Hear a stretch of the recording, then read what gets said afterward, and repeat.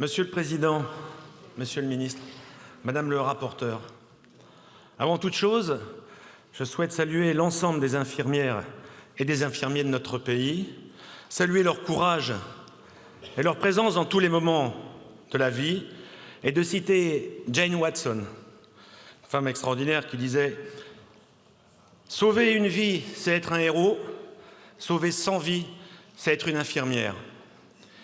Ils sont la première profession de santé en France et nous devons contribuer à améliorer leurs conditions d'exercice. Le texte dont nous discutons est un texte de circonstance en réalité. Il ne sera malheureusement pas suffisant pour répondre durablement à la grave crise de notre système de santé. L'évolution du statut d'infirmier et d'infirmière, sans concertation avec l'ensemble de la profession, allant des médecins, à qui je rends hommage, aux aides-soignantes aussi, dont on salue l'extrême dévouement, n'est qu'un pansement sur une jambe de bois. En se cachant derrière ce texte, vous ne trompez personne sur votre manque d'ambition et de vision sur le long terme. À l'UDR, nous défendons la nécessité d'augmenter le nombre de médecins et leur répartition sur l'ensemble du territoire. C'est la seule solution pérenne. Les modalités prévues dans cette proposition de loi ne sont qu'une infime partie de la réponse que nous devons apporter à un système de santé à bout de souffle.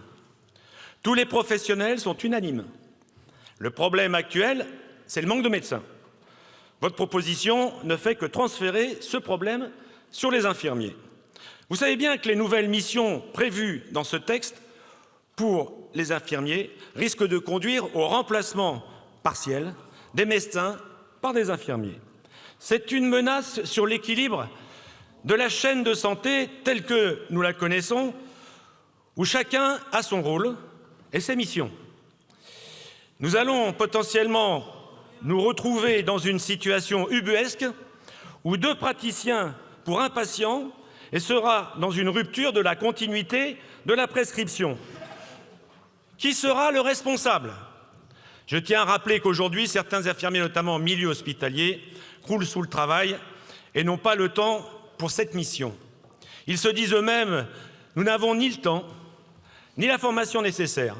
Ce texte ne sera donc pas suffisant pour rendre le métier plus attractif et plus sécurisé, même s'il y contribue.